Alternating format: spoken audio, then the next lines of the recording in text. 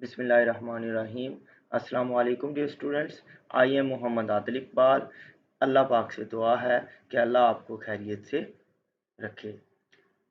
Students, आज के lecture में हम मैट्रिक्स की टाइप को डिस्कस करेंगे। तो आइए हम अपने लेक्चर की तरफ आते हैं। टाइप्स ऑफ मैट्रिक्स में हम सबसे पहले डिस्कस करते हैं रो मैट्रिक्स और रो वेक्टर।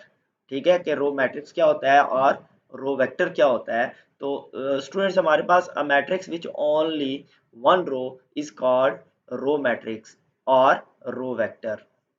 तो हम सबसे पहले जनरल मैट्रिक्स देखते हैं कि हमारे पास रो मैट्रिक्स क्या हो सकता है। तो हमारे पास देखें स्टूडेंट्स, 1/n ऑर्डर मैट्रिक्स है और उसकी फॉर्म है A11 A12 up to so on A1n। मतलब हमारे पास सबसे मैंने आप लोगों को बताया था कि अगर हमारे पास Aij, अगर A एक मैट्रिक्स है Aij, तो हमारे पास I क्या होगा, रोज, और J क्या होगा, कॉलम्स होंगे।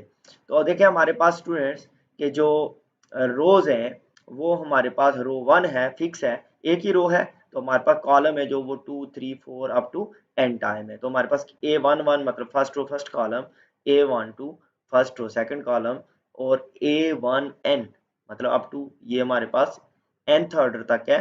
तो हमारे पास क्या आ जाएगा, फर्स्ट रो n कॉलम। ठीक है, कॉल्ड रो मैट्रिक्स और रो वेक्टर। फॉर एग्जांपल हमारे पास इन्होंने लिया हुआ है, ये एक मैट्रिक्स है, हम यहाँ पे लिखते हैं बी, एक मैट्रिक्स को ही ले लेते हैं 1 -2 4 5। तो देखें स्टूडेंट्स, हमारे पास इसमें क्या है कि एक रो है। ठीक, तो हमारे पास ऐसा मैट्रिक्स जिसमें एक रो हो उसको हम क्या कहेंगे, रो मैट्रिक्स। अब देखिए स्टूडेंट, हमारे पास नेक्स्ट है कॉलम मैट्रिक्स और कॉलम वेक्टर।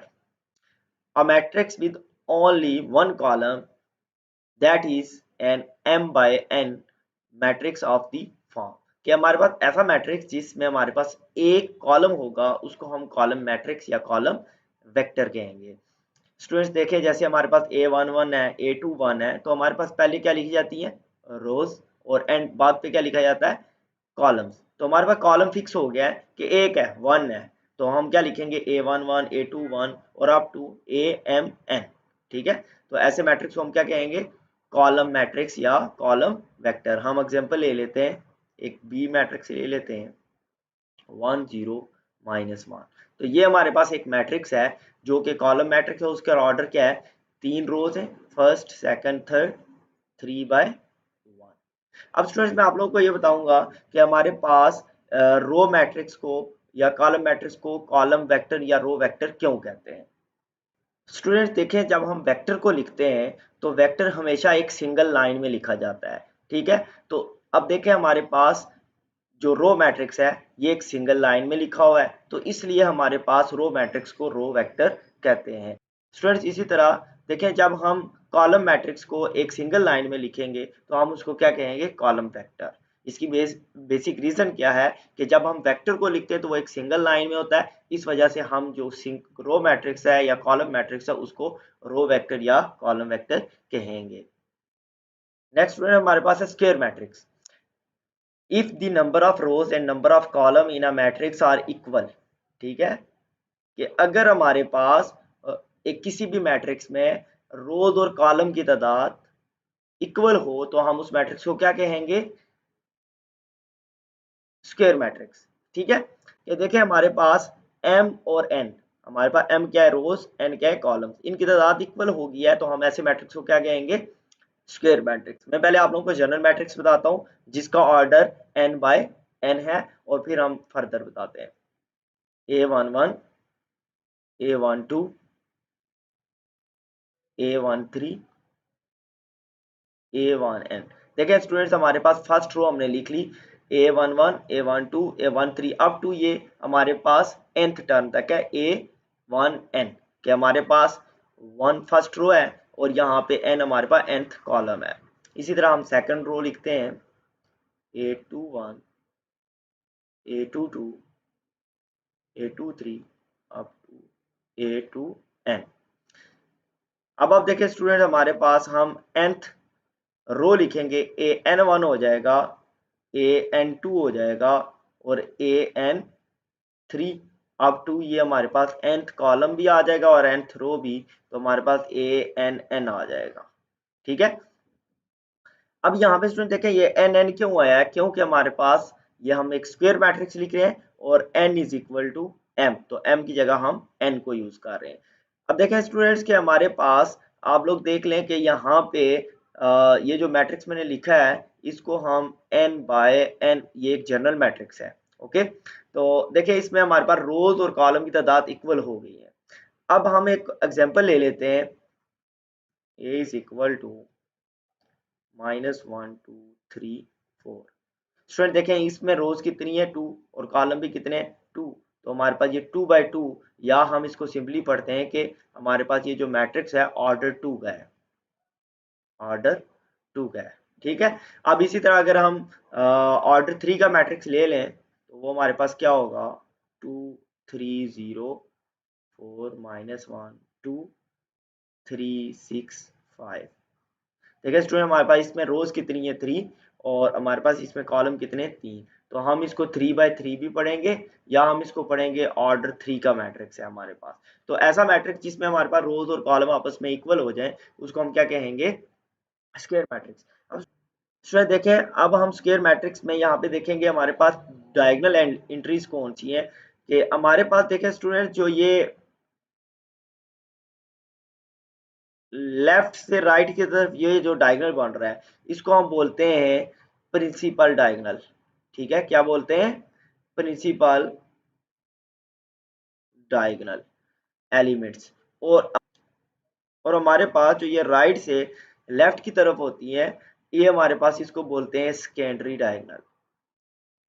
स्टूडेंट देखें प्रिंसिपल डायगोनल को हम यहाँ पे बता रहे हैं कि लीडिंग डायगोनल भी कहते हैं और मेन डायगोनल भी कहते हैं, कि हमारे पास जो ये एंट्रीज हैं ये जो डायगोनल बन रहा है लेफ्ट से राइट की तरफ इसके चार नेम है, primary diagonal, principal diagonal, leading diagonal और मेन डायगोनल।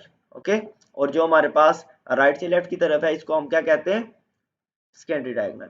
नेक्स्ट स्टूडेंट हमारे पास है रेक्टेंगुलर मैट्रिक्स।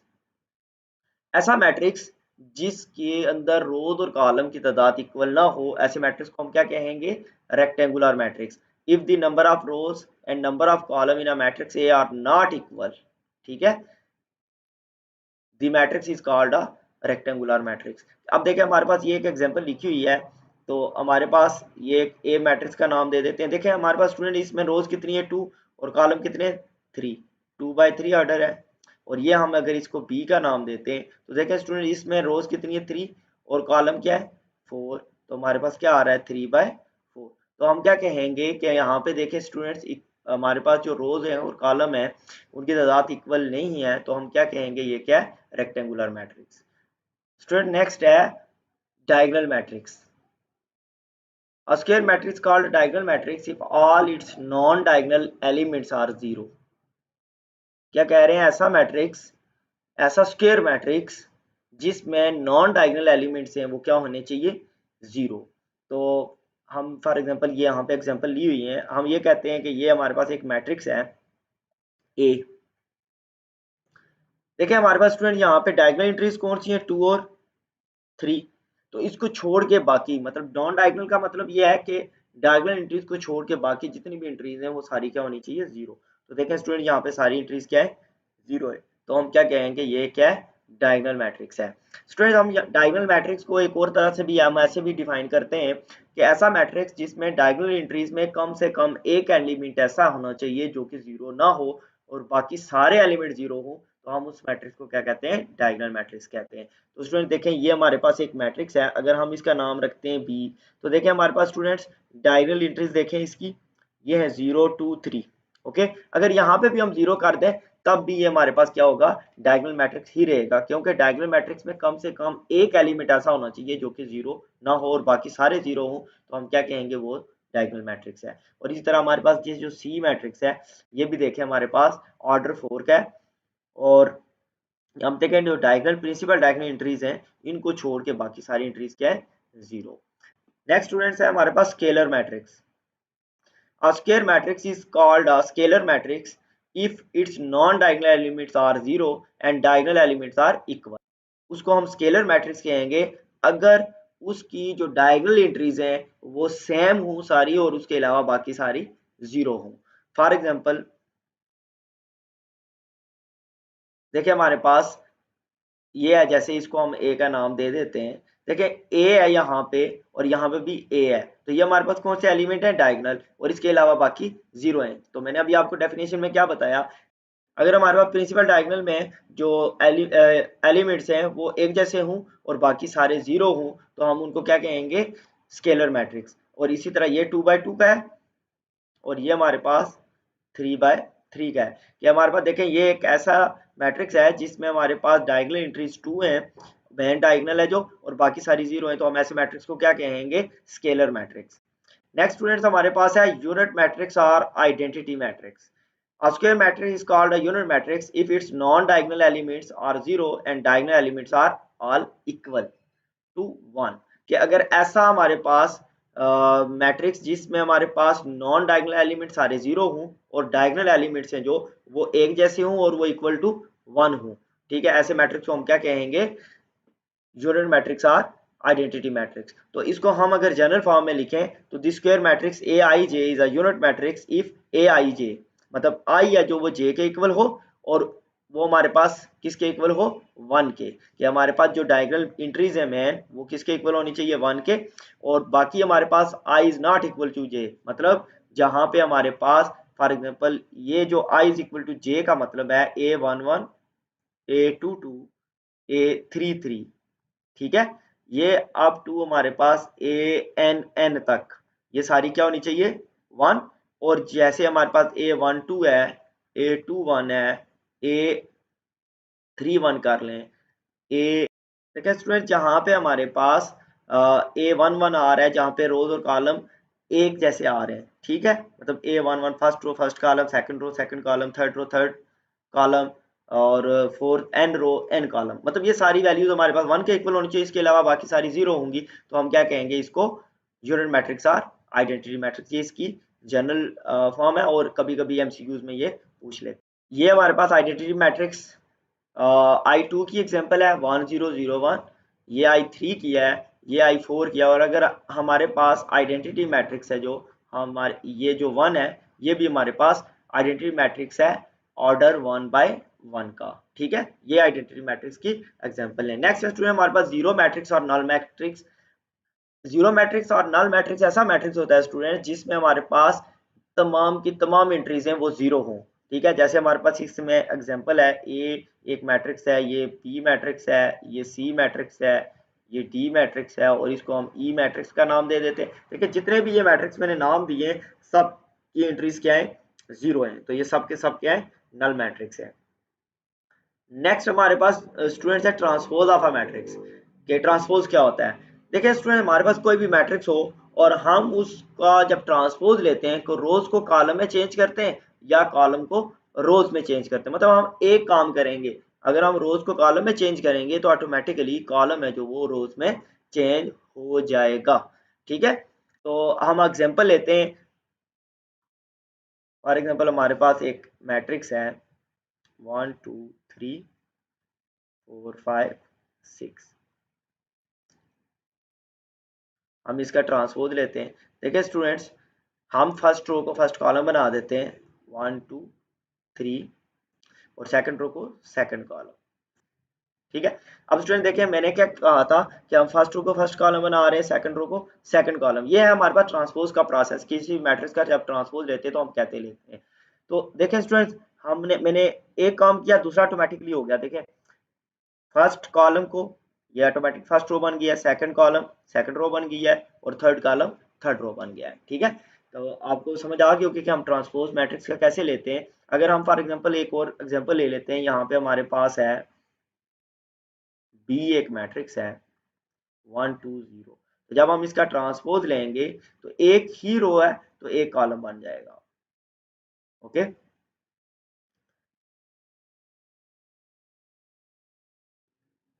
नेक्स्ट में हमारे पास है अपर ट्रायंगुलर मैट्रिक्स, ठीक है, कि अपर ट्रायंगुलर मैट्रिक्स क्या होता है।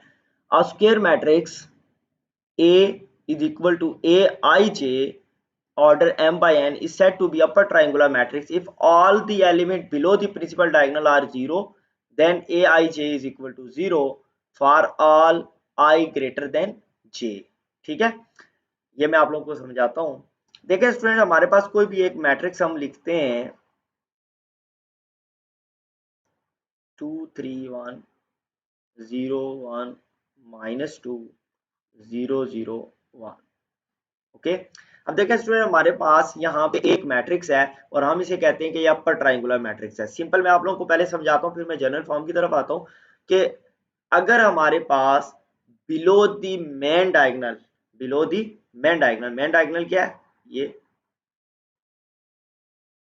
मेन डायगोनल के नीचे एलिमेंट 0 हूं तो हम यहाँ पे देखें ये ट्राइंगल बन रही है। ठीक है, तो उसको हम क्या कहेंगे, अपर ट्राइंगुलर मैट्रिक्स। और हमारे पास यहाँ भी जो एक चीज आ रही है वो उन्होंने कहा हुआ है प्रिंसिपल, देखिए below the principal diagonal entries are 0। देखिए हमारे पास प्रिंसिपल डायगोनल एंट्रीज के नीचे क्या है, 0। और देखिए जो दूसरी चीज है वो ये है कि आई ग्रेटर देन जे। ठीक है, कि हमारे पास जो ये एंट्रीज होती हैं, अगर हम जनरल मैट्रिक्स लिखें इसका तो क्या आएगा, A11 A12 A13 A21 A22 A23 A31 A32 A33। अब मैं आपको समझाता हूँ ये जो आई और ग्रेटर देन जे लिखा हुआ है, स्टूडेंट देखें ये जो एंट्री है इसमें आई ग्रेटर देन जे है, ये एंट्री है जो आई ग्रेटर देन जे है, ये एंट्री है आई ग्रेटर देन जे है। देखें यहाँ पे I2 है और जे क्या है, 1।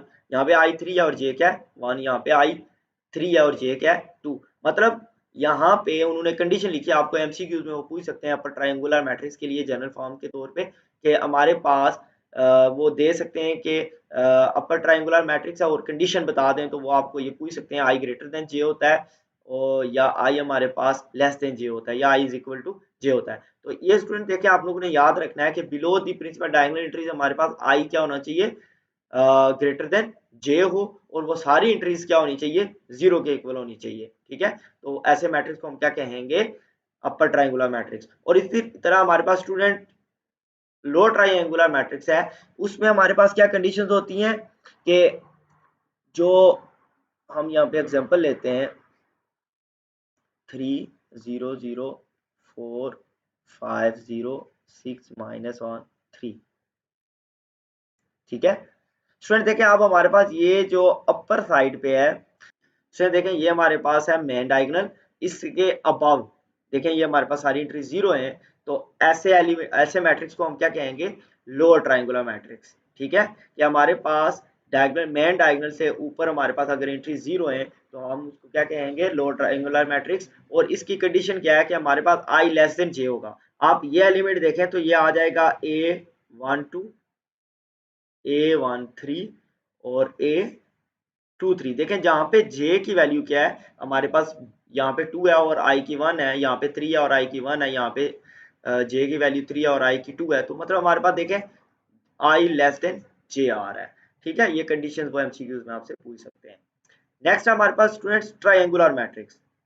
A square matrix A is called a triangular matrix if it is either upper triangular or lower triangular। मतलब अपर ट्राइंगुलर मैट्रिक्स हो या लो ट्राइंगुलर मैट्रिक्स, उसको हम क्या कहेंगे, ट्राइंगुलर मैट्रिक्स। अब एक बात आप लोग ने यहाँ पे याद रखनी है कि if A is a triangular matrix then determinant of A is equal to product of diagonal elements. कि किसी भी ट्राइंगुलर मैट्रिक्स का अगर आपने डिटर्मिनेंट फाइंड करना है, अगर आपको एमसीक्यूज आ जाता है, कोई ट्राइंगुलर मैट्रिक्स दिया जाता है और आपने उसका क्या फाइंड करना है, डिटर्मिनेंट, तो आपने इस पॉइंट को याद रखना है कि हमारे पास उसके जो मेन डायगोनल एलिमेंट होंगे उनको आपस में मल्टीप्लाई करेंगे, वही उसका डिटर्मिनेंट होगा। जैसे फॉर एग्जांपल हमारे पास ये ए है तो हम इसका डिटर्मिनेंट फाइंड करना चाहते हैं, तो हम क्या करेंगे, ये जो मेन डायगोनल एलिमेंट है 2 × 1 × 1, तो ये हम इनको मल्टीप्लाई करेंगे तो हमारे पास 2 ही आएगा।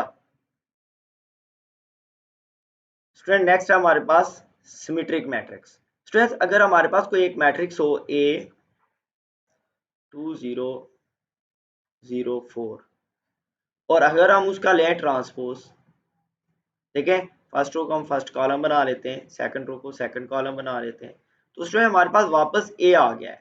कि ऐसा मैट्रिक्स जिसका ट्रांसपोज लें तो वापस ए आ जाए उसको बोलते हैं सिमेट्रिक मैट्रिक्स। ठीक है, देखिए उन्होंने ये कंडीशन लिखी हुई है, a square matrix A I J of order n is said to be symmetric A transpose is equal to A, that is मतलब अगर हम ए आई जे को अगर हम जनरल फॉर्म में कहें is equal to A J आई के इक्वल लिख सकें, ठीक है, तो ऐसे मैट्रिक्स को हम क्या कहेंगे, सिमेट्रिक मैट्रिक्स। नेक्स्ट स्टूडेंट हमारे पास क्यू सिमेट्रिक मैट्रिक्स, ऐसा मैट्रिक्स जिसका हम ट्रांसपोज लें तो क्या आ जाए, A transpose is equal to minus A, तो ऐसे मैट्रिक्स को हम क्या कहेंगे, स्क्यू सिमेट्रिक मैट्रिक्स। हम एक एग्जांपल लेते हैं इसकी, ए इज इक्वल टू 0 2 3 -2 0 -1 -3 1 0। हम इसका लेते हैं स्टूडेंट ट्रांसपोज, देखें फर्स्ट रो है, फर्स्ट कॉलम बना दें, सेकंड रो है, सेकंड कॉलम बना दें, थर्ड रो है, थर्ड कॉलम बना दें, ठीक है, ये हमने इसका ट्रांसपोज लिया है। अब देखें स्टूडेंट ये वापस ए के इक्वल तो नहीं आया, तो हम अगर इसमें से माइनस कॉमन लेते हैं तो फिर देखते हैं 0 2 3, देखें ये माइनस कॉमन बाहर चला गया तो ये पॉजिटिव हो गए, -2 0 -1 -3 1 0। तो स्टूडेंट देखें अब ये हमारे पास ए के इक्वल आ गया है, तो हम इसको लिख सकते हैं A transpose is equal to minus A, और ऐसे मैट्रिक्स को हम क्या कहेंगे, स्क्यू सिमेट्रिक मैट्रिक्स। अब इसकी अगर हम जनरल फॉर्म देखें तो हमारे पास है A I J of order N is said to be skew symmetric matrix या anti symmetric if A transpose is equal to minus A, that is A I J is equal to minus A J I, मतलब A I J is equal to minus A J I, ठीक है, ये condition आ जाए तो हम इसको क्या कहेंगे, स्क्यू सिमेट्रिक मैट्रिक्स। स्टूडेंट ये जो जनरल चीज़ है मैं आप लोगों को बता रहा हूँ, ये आप लोगों ने नोट कर लेनी है, ये अक्सर एमसीक्यूज में वो पूछते हैं या आप कहीं कम्पिटिटिव एग्जाम देते हैं, एंट्री टेस्ट देते हैं, तो वहाँ पे ये चीज़ें पूछी जा सकती हैं। इंशाल्लाह स्टूडेंट नेक्स्ट लेक्चर में हम अलजबरा ऑफ मैट्रिक्स को स्टार्ट करेंगे। उम्मीद करता हूँ कि आज के लेक्चर को आपने अच्छे तरीके से सुना होगा। इंशाल्लाह नेक्स्ट लेक्चर में मिलते हैं। अल्लाह हाफिज़।